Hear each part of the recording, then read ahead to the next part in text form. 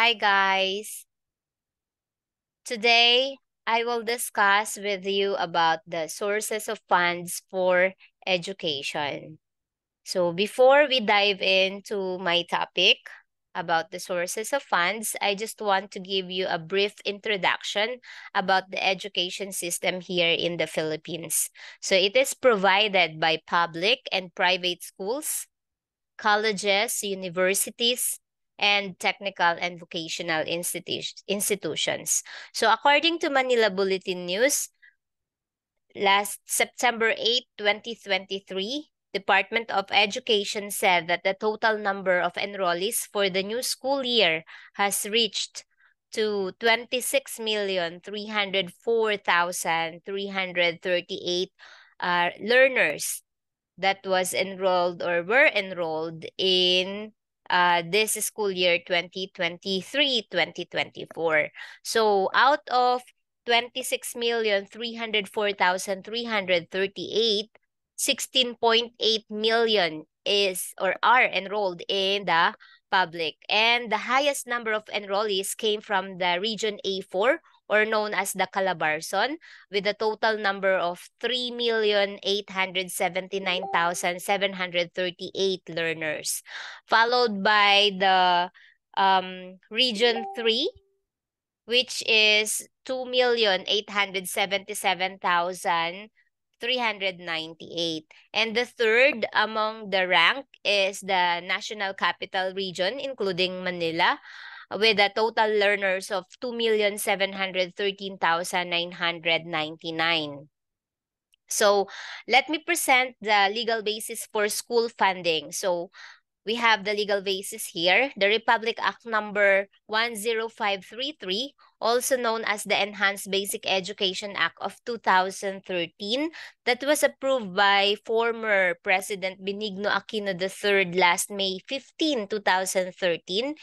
And it states that an act enhancing the Philippine basic education system by strengthening its curriculum and increasing the number of years for basic education, appropriating funds, therefore, and for other purposes. So this Republic Act number 10533, the purpose of this is to enhance the Philippine basic education system, to strengthen its curriculum by increasing the total number of years for basic education from 10, which is 6 years in primary school and 4 years in secondary before. So it's total of 10. Now it adds another 2 years. That's why it becomes 12 years, because we have 2 years in senior high school. So adding another 2 years in basic education needs a big amount of funds for new buildings, new classrooms, teachers, books, and learning materials. Okay. So, according to Section 2 of Republic Act number 10533, which is the Declaration of Policy, it states, the state shall establish, maintain, and support a complete, adequate, and integrated system of education relevant to the needs of the people, the country, and the society at large.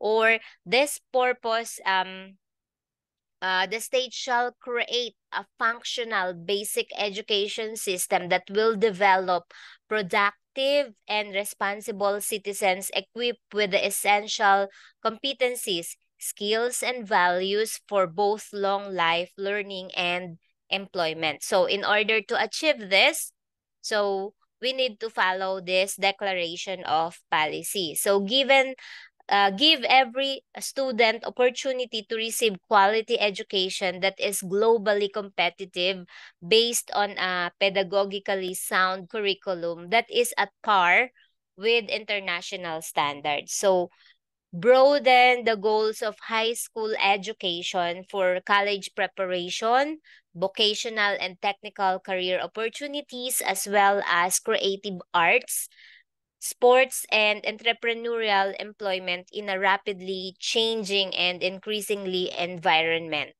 And of course, we have another one, the Section 11 appropriations. It states that the Secretary of Education shall include in the department's program the operationalization of the Enhanced Basic Education Program, the initial funding of which shall be charged against the current appropriations of the DepEd. Thereafter, the amount necessary for the continued implementation of the Enhanced Basic Education Program shall be included in the Annual General Appropriations Act. So, make education learner-oriented and responsive to the needs, cognitive and cultural capacity, the circumstances, and diversity of learners, schools, and communities through the appropriate languages of teaching and learning, including mother tongue as a learning resource. So, we have here the source of funds for education. So number one, we have the national government. We also have the local government. Parents and students are also another source of funds for education. School owners, business and industry, loaning institutions, philanthropists and civic organizations, and last but not the least is the alumni support. So these are the source of funds for education. So let's tackle about the national government. So we have here why the national government become the major source of funds for education. Well, we have a basis for this. There is Batas Pambansa bilang 232, and it is an act providing for the establishment and maintenance of an integrated system of education.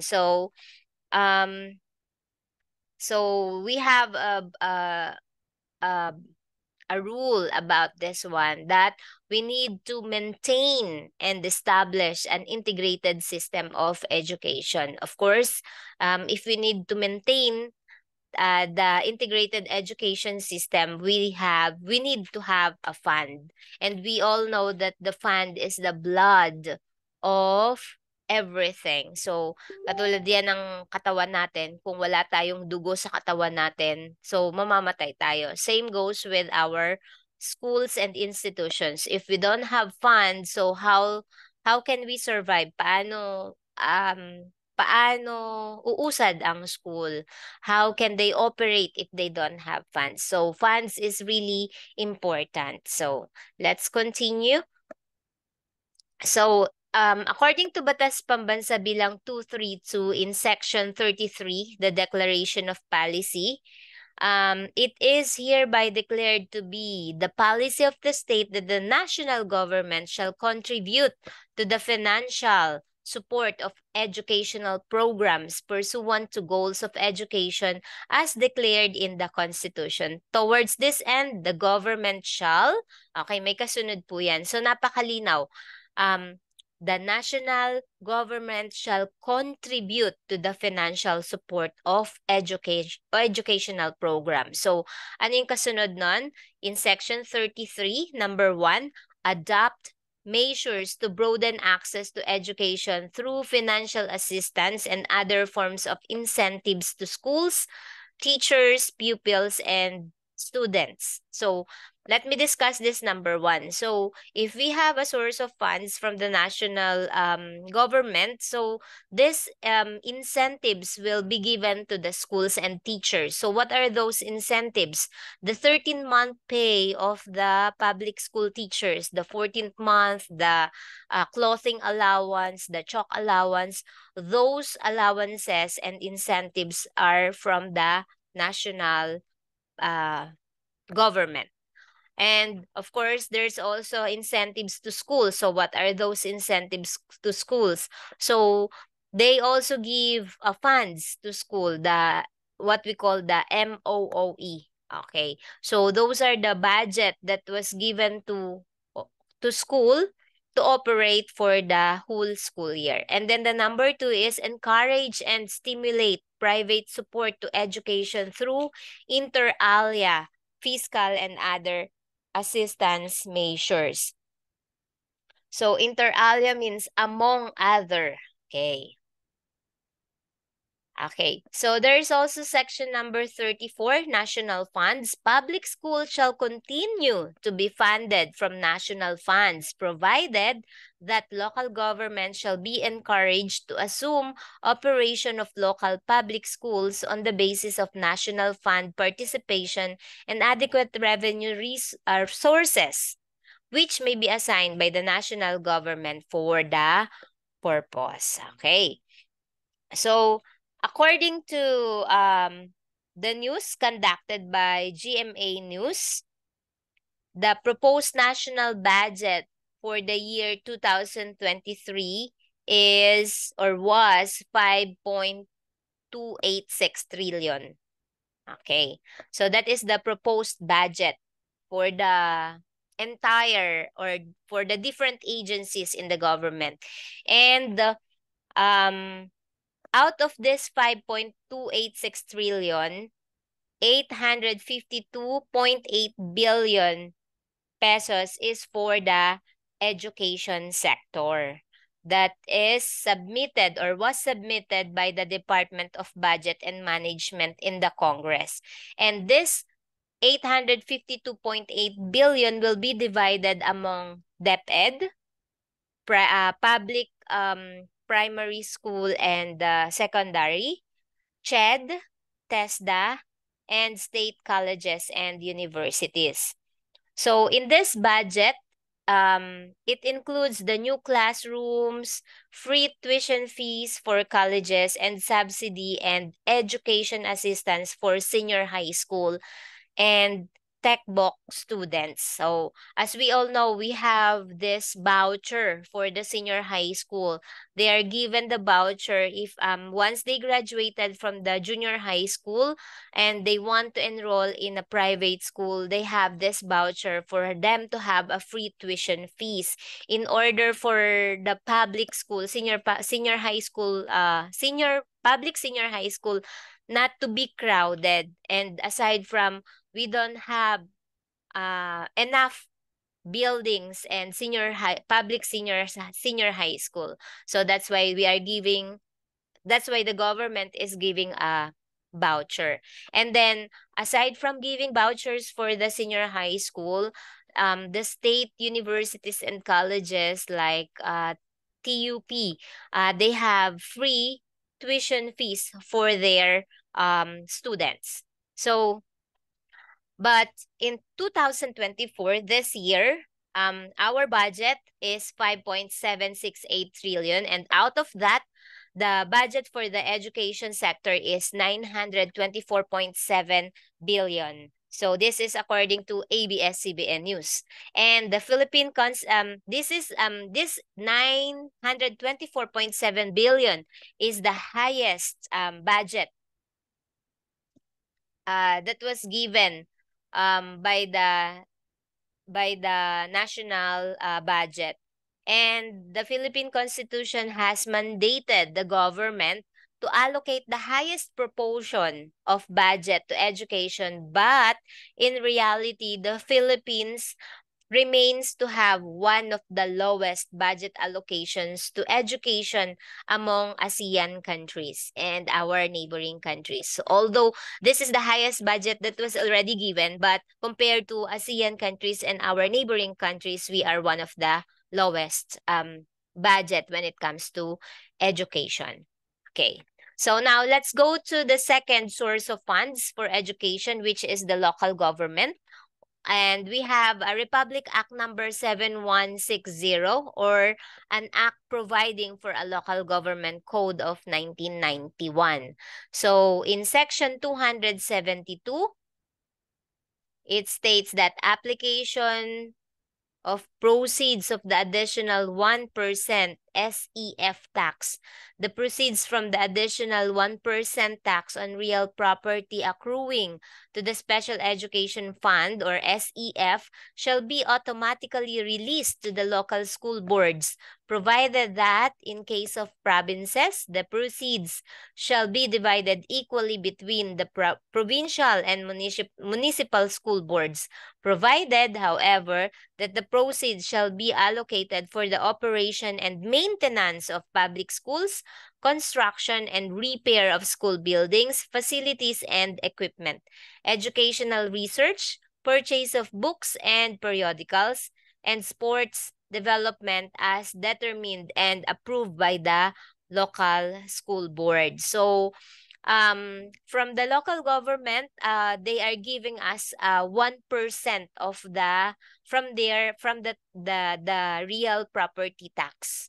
Okay, so we all know those people who own a property or land, they always pay their tax, real property tax, or what we call the amilyar. They paid it quarterly or annually. So 1% of that money goes to the fund, the local goes to the fund for education. So if as you can see, we have the Palarong Pambansa, the division meet.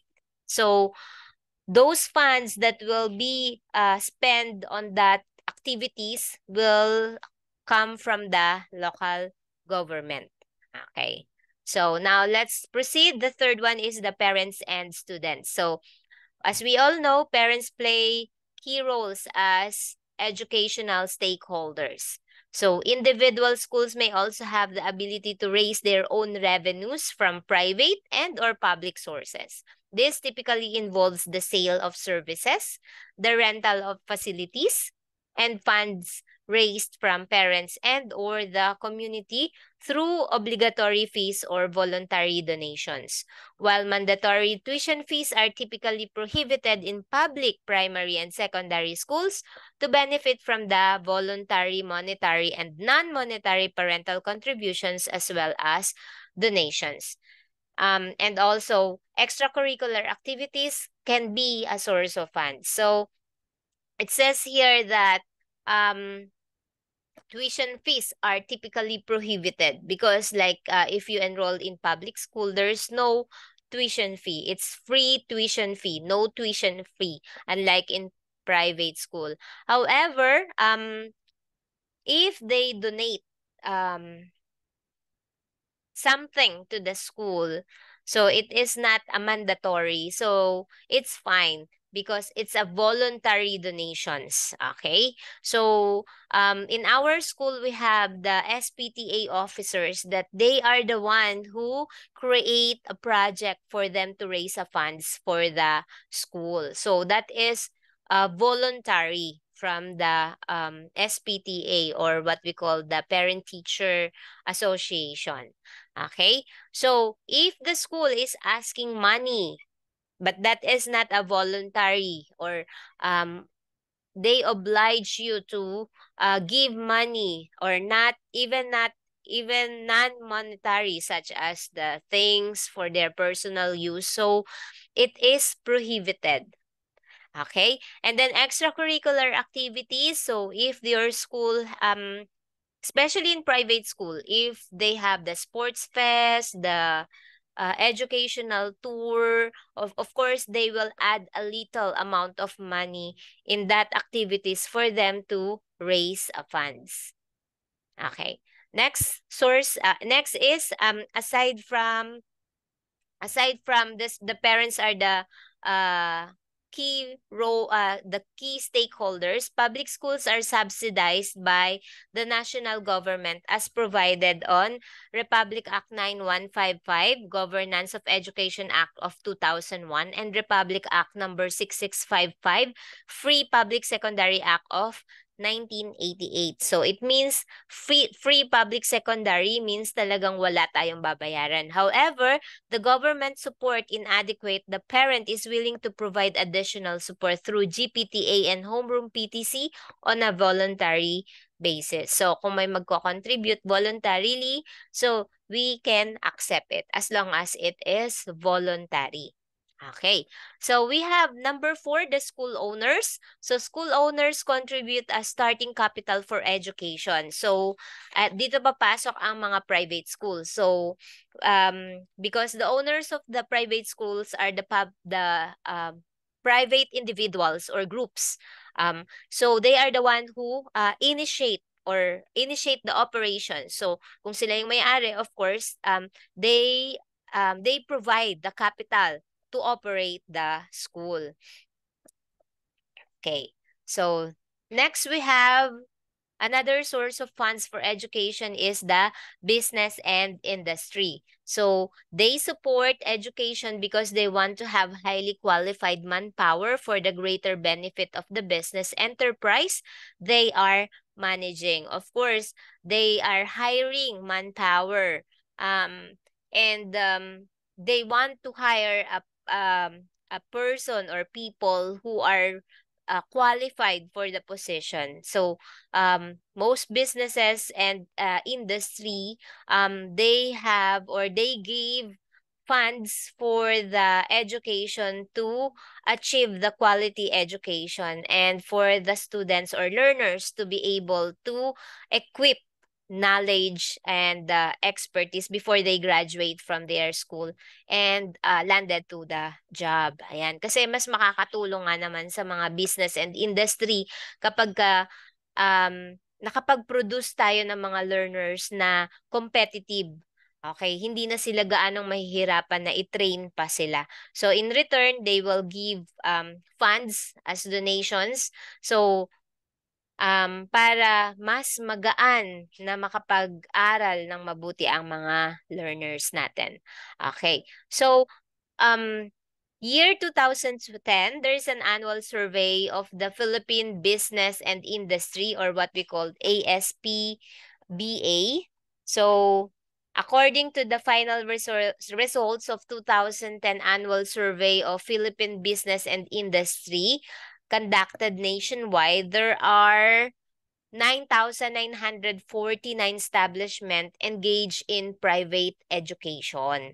Ayan. So, may mga tumutulong sa mga sa ating education sector from the business and industry. Okay. And here is the percentage distribution of education establishments with total employment of 20 and over by the industry group. And it was recorded 2017. So the total establishment is 3,734. And the highest percentage is from the secondary or high school education, which is 42.6%. And the lowest one is the pre-primary or preschool education, which has only 3.6%. So we also have the other education and educational support services, which is second to the lowest, which is 5.9%. And the primary or elementary education is 13%, followed by the higher education with the total of 34.9%. Okay. Next source of funds for education is the loan grants. Okay, so what is the Student Loan Act in the Philippines? So Article 14, Section 2, Paragraph 3 of the 1987 Constitution provides that the state shall establish and maintain a system of scholarship grants, student loan programs, subsidies, and other incentives which shall be available to deserving students in both public and private schools, especially to the underprivileged. Okay, so that's why there are scholarships available in our society because of this Student Loan Act. Okay, under the 1987 Constitution. So to help our learners to fulfill or finish their education. So especially those unprivileged students or learners. So what is the purpose of the National Student Loan Program under Republic Act 10687, or what we call the UNIFAST? So last May 11, 2016, it aims to allow citizens full access to quality education by providing adequate funding and to increase the participation rate in tertiary education. Okay, so kung nakapapansin nyo, no, kapag nag-aaral tayo sa isang section nung during ng elementary tayo, ang dami-dami natin. Pagdating ng high school, kumukonti tayo. Tapos sa senior high, paunti ng paunti. Hanggang sa tertiary, mas lalong kumonti. Tapos, sasabihin pa ng professor nyo, bilangin nyo kung ilan kayo sa first year nyo at bilangin nyo kung ilan kayo kapag malapit na kayong graduate. Kasi pabawas ng pabawas.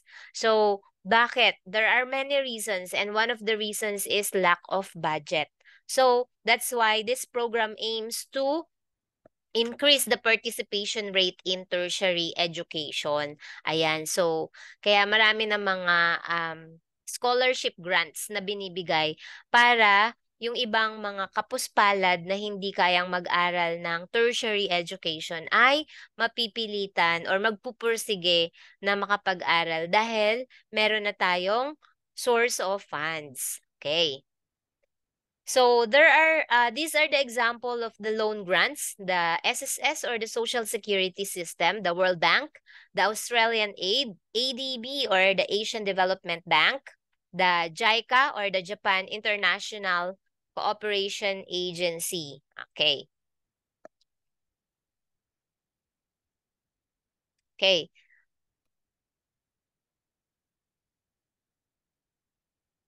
Okay. So before we go to alumni, let me go back first to the loan grant. So when I was in high school, I was an ESC scholar.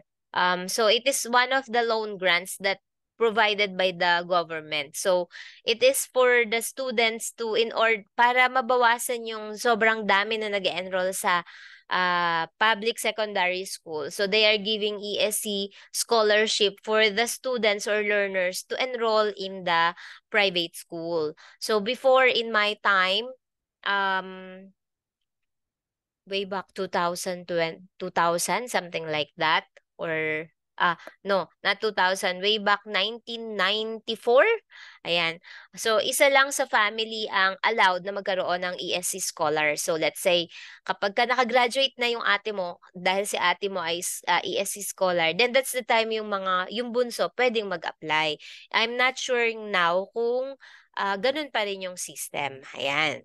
Okay, next we have the alumni. So alumni are actively engaged in the institutional development of their alma mater. It acts as a silver lining to the institution, which can be used for providing the campus facilities or providing scholarships for students. Alumni are institution's most loyal supporters and fundraising prospects. So they show love to their alma mater by doing fundraising, especially those alumni who become or became successful in their chosen career.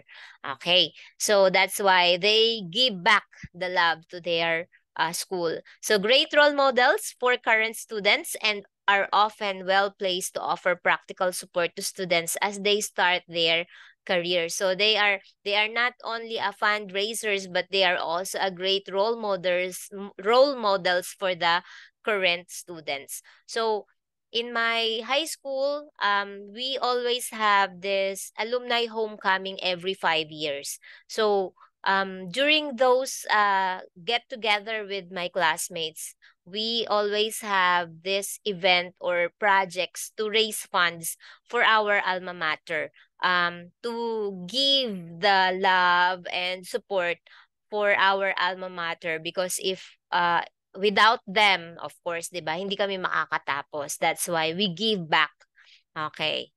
So, next we have the the philanthropist and civic organizations. So philanthropic foundations, or simply foundations, are non-profit, non-governmental organizations or NGOs with principal funds established by wealthy individuals, groups, or corporations to make grants to charitable organizations.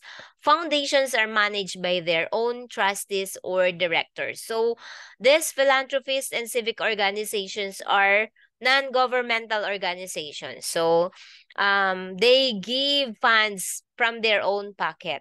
Okay, so they are individuals or sometimes groups or corporations to have the charitable organizations. So one of the best example is my current school. Um, it is a public senior high school. I work in a public senior high school, but this school is named after this philanthropist because he owns one of the biggest steel company here in the Philippines, and he donated the whole school building. Actually, ang land is owned by the DepEd, by the government. But the building itself is not owned by the government. It was built by one of the philanthropists. Not even that one. Hindi lang yung building ang dinonate niya. Even the desk of the learners, the whiteboards in the school, the school principal building, and the canteen talagang binild niya, and that building is kakaiba siya compare sa mga public school buildings kasi hindi siya mukhang pang public, mukha siyang it was designed for like parang private, kaya even the basketball court. So funds from the philanthropists and civic organizations is not just only money, but they also give goods.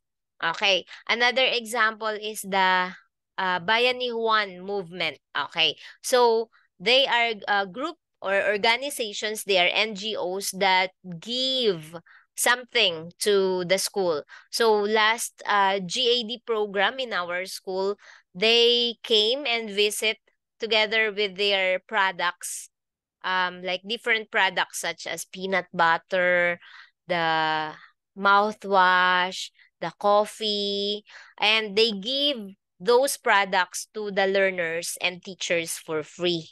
Yan. So, hindi lang talaga money ang dinodonate ng mga philanthropist and civic organizations. So, philanthropic funding is an act of giving by individuals or businesses for community benefit. It can be money, property, expertise, or time. And it is a gift, not a business deal. But unlike charity, where we all chip in after a natural disaster, philanthropy is more long-term and strategic. So, yung ginagawa ng mga philanthropists and the NGOs, hindi siya katulad ng mga charitable na act na nagdo-donate sila or nagko-contribute sila kasi may mga disaster. So, yung ginagawa ng mga philanthropists and the NGOs is a long-term goal. So, kahit walang disaster, walang bagyo, nandyan sila. They give money, property, expertise, or time. Kasi, syempre, sa sobrang successful nila, wala na sigurong paglagyan yung pera nila, or they really want to give back kung ano yung nararanasan nila. Gusto rin nilang iparana sa iba. Okay. So, it's like a golden rule ni Confucius, like, do not do unto others what others do not want do unto you. Or kabaliktaran, do unto others what you do want do unto you. So, ibig sabihin, kung gusto nilang makatulong kasi siguro ay dati ay natulungan din sila. So, they give back. Yan. Okay, so these are the examples of the philanthropist and civic organizations. So as we all know, alam natin is the Rotary International. And we also have the PBSP or Philippine Business for Social Progress, Lions International, and Kiwanis International. Okay, so what exactly does the Rotary Club do? Rotary clubs bring together people across generations who wish to create lasting change in the world, in their communities, and in themselves. So Rotary and Rotaract members around the world strengthen their connections to friends and neighbors, taking action through service. Ayan, pinapalakas nila yung mga connections nila sa pamamagitan ng pagbibigay ng mga serbisyo. How about the PBSP? Their vision is to lead business sectors efforts to reduce poverty in the Philippines. Ayan, that's the reason why they are also source of funds kasi gusto nilang mabawasan yung kahirapan, which is poverty is one of the main problem of the Philippines. Okay. And next we have the Lions Club or International. So what's their mission? Their mission is to support the efforts of Lions Club and partners in serving communities locally and globally. So hindi lang dito sa Pilipinas, even international. They are giving hope and impacting lives through humanitarian service, projects, and grants. Ayan, kaya pala sila ay nagbibigay din ng tulong because of their nakalagay na dun sa kanilang mission. And last, we have the Kiwanis International. So one of their objectives is to encourage the daily living of the Golden Rule in all human relationships. Ayan. Okay. So that's it for today. And I hope before I end up this topic, I just want to ask you, how does school funding affect student achievement? Ayan. So that's it for today, and I hope you learned something from this video, and thank you for listening, and thank you for watching. Ayan. Okay.